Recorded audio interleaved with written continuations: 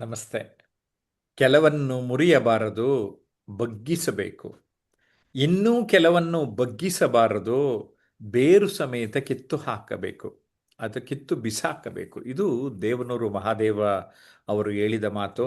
ಈ ಬೇರು ಸಮೇತ ಕಿತ್ತು ಬಿಸಾಕಬೇಕು ಅನ್ನೋದು ನಮಗೆ ಚಾಣಕ್ಯನ ಉದಾಹರಣೆಯು ಕೂಡ ನೆನಪಾಗ್ತದೆ. ಯಾಕೆಂದರೆ ಚಾಣಕ್ಯ ಅವರು ಯಾವುದೋ ಗಿಡ ಅಡ್ಡ ಬಂತು ಅಂತ ಅದು ಬೇರೆ ಸಮೇತ ಕಿತ್ತಾಕಬೇಕು ಅಂತ ಕಿತ್ತಾಕ್ತಾರೆ. ಜೊತೆಗೆ ಚಾಣಕ್ಯ ತಂತ್ರಗಳು, ಚಾಣಕ್ಯ ನೀತಿಗಳು ಇವೆಲ್ಲವೂ ಕೂಡ ನಾವು ಮುಂದಿನ ದಿನಗಳಲ್ಲಿ ಆ, ಒಂದು ಇತಿಹಾಸವನ್ನು ಸೃಷ್ಟಿ ಮಾಡ್ತಾರೆ.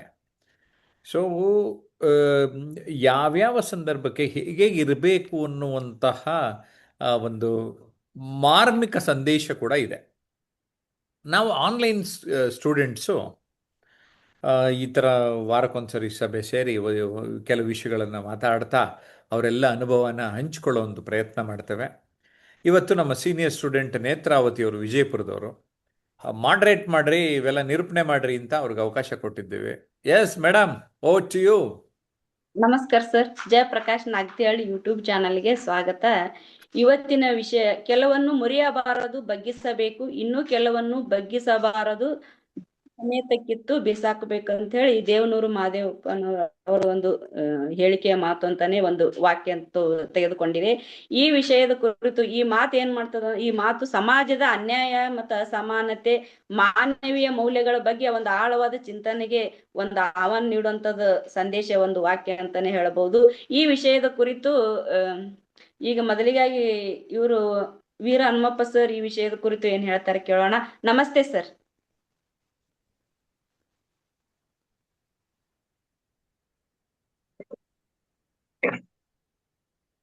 ಕೆಲವನ್ನು ಮುರಿಯಬಾರದು, ಬಗ್ಗಿಸಬೇಕು. ಇನ್ನು ಕೆಲವನ್ನು ಬಗ್ಗಿಸಬಾರದು, ಬೇರು ಸಮೇತ ಕಿತ್ತು ಬಿಸಾಕಬೇಕು.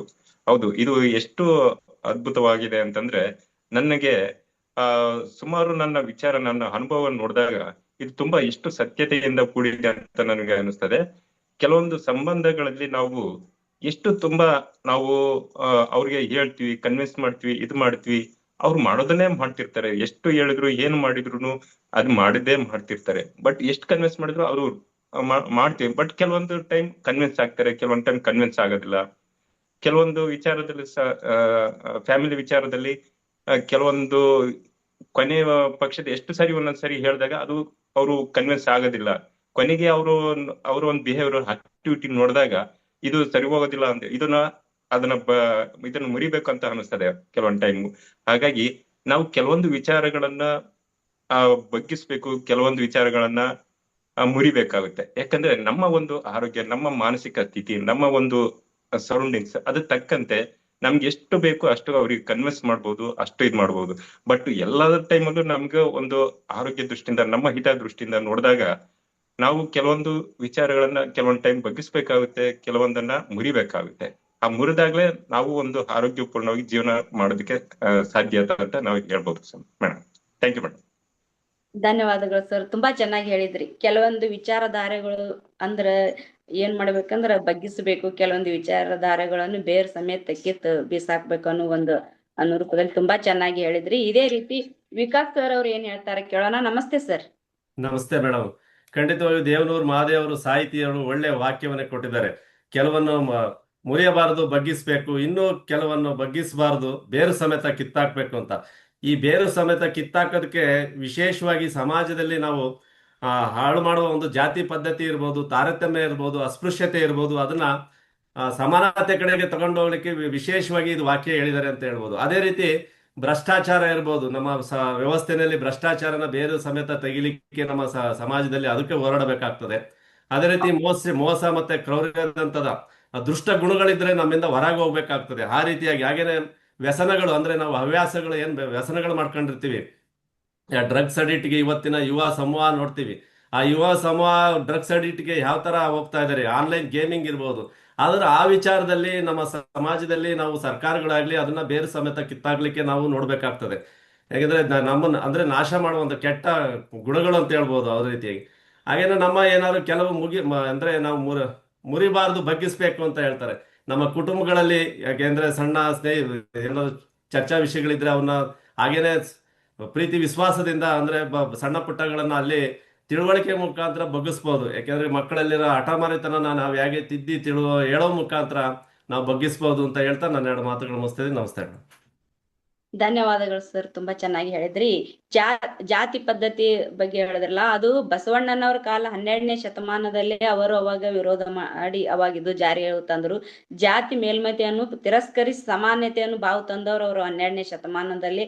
ಅದು ಒಂಥರ ಪಾರ್ಥೇನಿಯಂ ಸಸಿ ತರ, ಅದನ್ನು ಬೇರು ಸಮೇತ ಕಿತ್ತು ಬಿಸಾಕ್ಬೇಕು ಅನ್ನೋ ಒಂದು ಇದ್ರೊಳಗೆ ತುಂಬಾ ಚೆನ್ನಾಗಿ ಹೇಳ್ತಾ ಬಂದ್ರಿ. ಇದೇ ವಿಷಯದ ಕುರಿತು ಈಗ ಅಂಗಡಿಗೇರಿ ಸರ್ ಏನ್ ಹೇಳ್ತಾರ ಈ ವಿಷಯದ ಕುರಿತು? ನಮಸ್ತೆ ಸರ್. ನಮಸ್ತೆ ಮೇಡಮ್. ಕೆಲವನ್ನು ಮುರಿಯಬಾರದು, ಬಗ್ಗಿಸಬೇಕು, ಇನ್ನು ಕೆಲವನ್ನು ಬಗ್ಗಿಸಬಾರದು, ಬೇರು ಸಮೇತ ಕಿತ್ತು ಹಾಕಬೇಕು ಅಂತೇಳಿ ನಮ್ಮ ದೇವನೂರವರ ಮಾತು. ಇದು ಎದೆಗೆ ಬಿದ್ದ ಅಕ್ಷರ ಅಂತೇಳಿ 2012ರಲ್ಲಿ ಅವರು ಒಂದು ಕೃತಿ ಬರೀತಾರೆ. ಆ ಒಂದು ಕೃತಿ ದಲಿತ ಬಂಡಾಯ ಒಂದು ಚಳವಳಿ ಹಿನ್ನೆಲೆಯಲ್ಲಿ ಅವ್ರು ಬರೀತಾರೆ. ಅಂದ್ರೆ ಸಮಾಜದಲ್ಲಿ ಶತಮಾನಗಳಿಂದ ಒಂದು ಬಂದಿರುವ ಒಂದು ಅಸಮಾನತೆ, ಜಾತಿ ಪದ್ಧತಿ ನಿರ್ಮೂಲನೆ ಅಲ್ಲಿ, ಮತ್ತೆ ಆ ಒಂದು ಮಾಡುವ ಒಂದು ಹೋರಾಟ ಸಂದರ್ಭದಲ್ಲಿ ಮಾತುಗಳನ್ನು ಆಡ್ತಾರೆ ಅವರು. ಅಂದ್ರೆ ನಮಗೆ ವೈಚಾರಿಕ ಒಂದು ಜಾಗೃತಿ ಮೂಡಿಸ್ಲಿಕ್ಕೆ ಕೇವಲ ಭಾಷಣ ಆಯ್ತು ಅಥವಾ ಸಾಹಿತ್ಯದಿಂದ ನಮ್ಮ ಒಂದು ಸಮಾಜದಲ್ಲಿ ಬದಲಾಗುವುದಿಲ್ಲ. ಅದನ್ನು ಅದ್ರ ತಕ್ಕಂತೆ ಏನ್ ಮಾಡ್ಬೇಕು, ನಮ್ಮ ಒಂದು ಆಲೋಚನಾ ಕ್ರಮಗಳು ಮತ್ತು ಆಚರಣೆ ಬೇಕಂತ ಹೇಳ್ತಾರ ಅವರು. ಈಗ ಕೆಲವೊಂದು ಮುರಿಯಬಾರದು, ಬಗ್ಗಿಸ್ಬೇಕಂತಂದ್ರ ಸಮಾಜದಲ್ಲಿ ಒಂದು ಹಳೆಯ ಸಂಪ್ರದಾಯಗಳು, ನಿಯಮಗಳು ಅಥವಾ ಸಂಬಂಧಗಳನ್ನ ಸಂಪೂರ್ಣವಾಗಿ ಅವು ಕೆಟ್ಟದಾಗಿರೋದಿಲ್ಲ, ಸ್ವಲ್ಪ ಮಾಡರೇಟ್ ಮಾಡಿದ್ರೆ ಅವು ನಾವು ಚೇಂಜ್ ಮಾಡ್ಬೋದಾಗಿರುತ್ತೆ. ಆ ತರ ಇನ್ನು ಕೆಲವನ್ನ ನಾವು ಬೇರು ಸಮೇತ ಕಿತ್ತಾಕ್ಬೇಕು.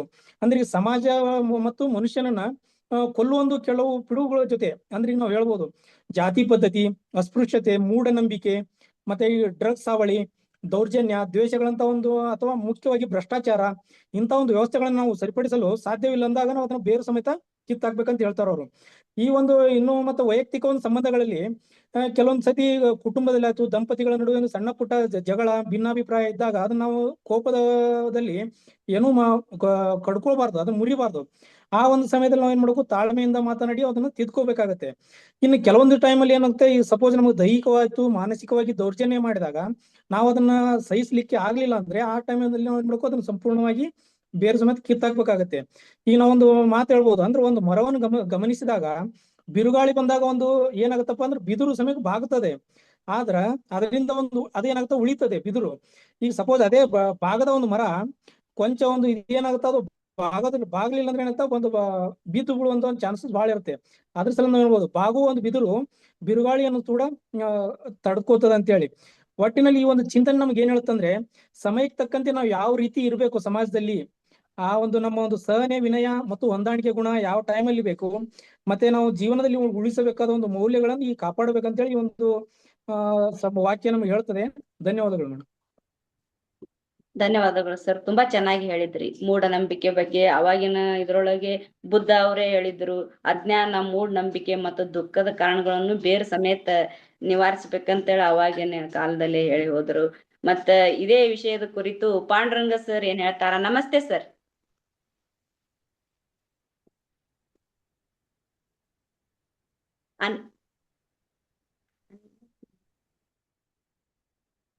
ಕೇಳಿಸ್ತಾ ಇಲ್ಲ. ಇನ್ನು ಕೆಲವನ್ನು ಬೇರು ಸಮೇತ ಕಿತ್ತೆಸೆಬೇಕಂತ ಚಾಟಿ ಬೀಸುವಂತ ಮಾತುಗಳು ಸರ್ ಇವು. ಈ ಮಾತುಗಳು ಕೇವಲ ಸಾಲುಗಳಲ್ಲ ಸರ್, ಇದು ಬದುಕಿನ ಮತ್ತು ಸಮಾಜ ದಿಕ್ಸೂಚಿಗಳು ಸರ್. ನಾವು ಮೊದಲನೇದಾಗಿ ಕೆಲವನ್ನು ಮುರಿಯಬಾರದು, ಬಗ್ಗಿಸಬೇಕು. ಯಾವುದನ್ನು ಬಗ್ಗಿಸಬೇಕಂದ್ರೆ ನಮ್ಮ ಅಹಂಕಾರವನ್ನು ಬಗ್ಗಿಸ್ಬೇಕು ಸರ್. ಅದೇ ರೀತಿ ನಮ್ಮ ಶಿಟ್ಟನ್ನು ಬಗ್ಗಿಸಬೇಕು. ಮತ್ತು ಸಂಬಂಧಗಳಲ್ಲಿ ಬಿರುಕು ಮೂಡಿದಾಗ ಆ ಸಂಬಂಧವನ್ನು ಮುರಿಬಾರ್ದು. ಅಲ್ಲಿ ನಮ್ಮ ಅಹಮನ್ನು ಬಗ್ಗಿಸಬೇಕು ಸರ್, ಬಗ್ಗಿಸಿ ಪ್ರೀತಿಯನ್ನು ಉಳಿಸಿಕೊಳ್ಬೇಕು ಸರ್. ಹಲೋ, ಹೇಳಿ ಕಂಟಿನ್ಯೂ ಮಾಡಿ. ನಾವು ಕೆಲವನ್ನು ಮುರಿಬಾರದು. ಬಗ್ಗೆ ಯಾವುದನ್ನು ಬಗ್ಗಿಸ್ಬೇಕಂದ್ರೆ ಮೇಡಮ್, ನಮ್ಮಲ್ಲಿರುವಂತಹ ಅಹಂಕಾರವನ್ನು ಬಗ್ಗಿಸಬೇಕು ಮತ್ತು ನಮ್ಮ ಸಿಟ್ಟನ್ನು ಬಗ್ಗಿಸಬೇಕು. ಮತ್ತು ಸಂಬಂಧಗಳಲ್ಲಿ ಬಿರುಕು ಮೂಡಿದಾಗ ಅವನ್ನು ಸರಿ ಮಾಡಿ, ಅದನ್ನು ಮುರಿಬಾರದು, ಅದನ್ನು ಸರಿ ಮಾಡಿ ಅಹಮನ್ನುವಂತ ಬಗ್ಗಿಸಿ ಪ್ರೀತಿಯನ್ನು ಉಳಿಸಿಕೊಳ್ಬೇಕು ಸರ್. ಮೇಡಮ್, ತಪ್ಪು ದಾರಿಗೆ ತಿಳುವ ಯುವ ಮನಸ್ಸುಗಳನ್ನು ಒಡೆದು ಮುರಿಬಾರ್ದು ಸರ್. ಅವನ ಪ್ರೀತಿ ತಿಳ್ಕೊಂಡು ತಿಳುವಳಿಕೆ ತಿದ್ದಿ ಸರಿಯಾದ ಹಾದಿಗೆ ಬಗ್ಗಿಸಬೇಕು. ಬಾಗು ಗುಣ ಜೀವಂತಿಗೆ ಲಕ್ಷಣ ಸರ್ ಮೇಡಮ್. ಯಾವಾಗ್ಲೂ ಈಗ ಬಾಗು ಒಂದು ಮರ ಇರ್ತೈತಲ್ಲ, ಅದು ಎಂತ ಚಂಡಮಾರುತ ಬಂದ್ರು ಅದು ಬಾಗುದಿಲ್ಲ. ಅದೇ ರೀತಿ ನಾವು ಪ್ರೀತಿಯ ಜಾಗದಲ್ಲಿ ತಲೆ ಬಾಗುವುದನ್ನು ಕಲಿಬೇಕು ಸರ್. ಅದೇ ರೀತಿ ಕವಿಗಳು ಅಲ್ಲಿಗೆ ನಿಲ್ಲಿಸಿ ಮುಂದೆ ಹೇಳ್ತಾರ ಅವರು, ಇನ್ನು ಕೆಲವೊಂದು ಮುರಿಬಾರದು, ಬೇರು ಸಮೇತ ಕಿತ್ತೆಸೆಯಬೇಕು. ಅಂದ್ರೆ ಸಮಾಜದಲ್ಲಿ ಜರ್ಜರಿಗೊಳಿಸುವಂತ ಜಾತಿ ಪದ್ಧತಿಯನ್ನ ಮತ್ತು ಬೇರು ಸಮೇತ ಕಿತ್ತೊಳಿಸಬೇಕು. ಮತ್ತು ಹೆಣ್ಣು ಮಕ್ಕಳ ಮೇಲೆ ಆಗಿನ ದೌರ್ಜನ್ಯ, ಆಮೇಲೆ ಮೂಢನಂಬಿಕೆ ಮತ್ತು ಭ್ರಷ್ಟಾಚಾರದ ಒಂದು ಯೋಚನೆಗಳನ್ನು ಕೇವಲ ಮುರಿದರೆ ಸಾಲದು ಮೇಡಮ್. ಮುರಿದರೆ ಅದು ಮತ್ತು ಚಿಗುರ್ತಾವ. ಹಾಗಾಗಿ ಅವುಗಳನ್ನು ನಾವಿರುವ ಸಮಾಜದಿಂದ, ನಮ್ಮ ಯೋಚನೆಗಳಿಂದ ಬೇರು ಸಮೇತ ಹೋಗಿ ಅರಬ್ಬಿ ಸಮುದ್ರದ ಹೋಗಿ ಎಸಿಬೇಕು ಸರ್ ಮೇಡಮ್. ಅದೇ ರೀತಿ ನಮ್ಮಲ್ಲಿರುವ ಸೋಮಾರಿತನ ಮತ್ತು ನಮ್ಮ ಕೈಲಾಗಲೆಂದು ಕೀಳರಿಮೆ ಇರ್ತೈತಿ. ಇವೆಲ್ಲ ಇಂದು ಬೇರು ಸಮೇತ ಕಿತ್ತೊಳಿಸಬೇಕು ಮತ್ತು ಹೊಸದಾದ ಒಂದು ಸುಂದರ ಸಮಾನತೆಯ ಒಂದು ಬದುಕನ್ನು ಕಟ್ಟಿಕೊಳ್ಬೇಕು. ನಾ ಕೊನೆಯದಾಗಿ ಏನ್ ಹೇಳ್ಬೇಕಂದ್ರೆ, ಬಗ್ಗಬೇಕಾದ ಕಡೆ ಬಗ್ಗಿಸಬೇಕು, ಕಿತ್ತೊಸೆಯಬೇಕಾದ ಕಡೆಗೆ ಸಿಡಿದೇಳಬೇಕಂತ ಎನ್ನುತ್ತಾ ನನ್ನ ಮಾತನ್ನ ನಾವು ವಿರಾಮ ಕೊಡ್ತೇನೆ ಮೇಡಮ್. ಧನ್ಯವಾದಗಳು ಸರ್, ತುಂಬಾ ಚೆನ್ನಾಗಿ ಹೇಳಿದ್ರಿ. ಅಹಂ ಭಾವನೆಯನ್ನು ಬಗ್ಗಿಸಬೇಕು, ಸಂಬಂಧಗಳ ಜೋಡಣೆಯನ್ನು ಇದು ಮಾಡ್ಬೇಕು, ಪ್ರೀತಿಸಬೇಕು ಅನ್ನೋ ಒಂದು ಲೆಕ್ಕದಲ್ಲಿ ತುಂಬಾ ಚೆನ್ನಾಗಿ ಹೇಳ್ತಾ ಬಂದ್ರಿ. ಇದೇ ವಿಷಯದ ಕುರಿತು ಶರಣ ಬಸಪ್ಪ ಸರ್ ಏನ್ ಹೇಳ್ತಾರೆ ಕೇಳೋಣ. ನಮಸ್ತೆ ಸರ್.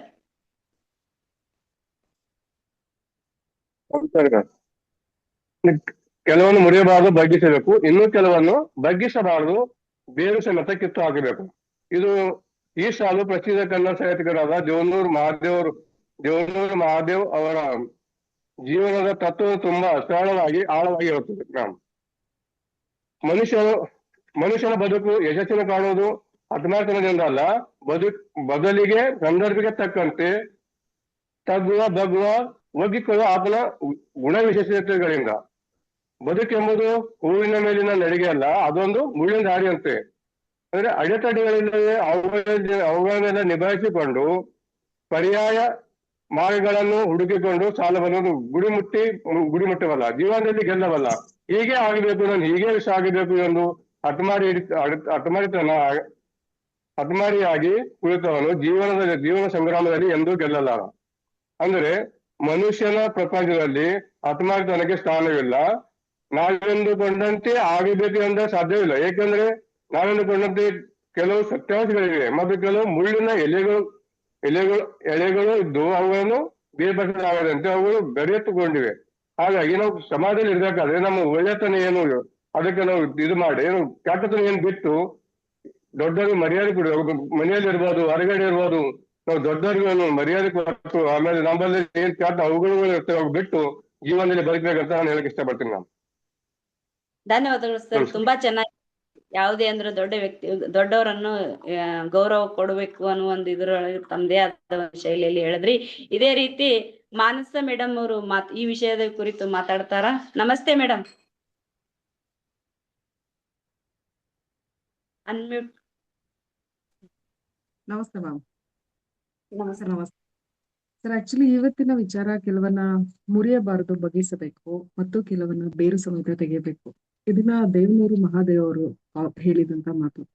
ನಾನು ಇದನ್ನ ಮನಸ್ಸಿಗೆ ಕನೆಕ್ಟ್ ಮಾಡಿ ಹೇಳ್ತೀನಿ. ಕಾರಣ ಏನು ಅಂತ ಹೇಳಿದ್ರೆ, ಮನಸ್ಸು ಅದು ಯಾವುದೇ ವಿಚಾರಗಳನ್ನ ತಗೊಂಡು ಸ್ವೀಕರಿಸ್ಕೊಂಡು, ಅಂದ್ರೆ ಅದನ್ನ ರೆಕಾರ್ಡ್ ಮಾಡ್ಕೊಂಡು ಇಟ್ಕೋತಾ ಇರುತ್ತೆ.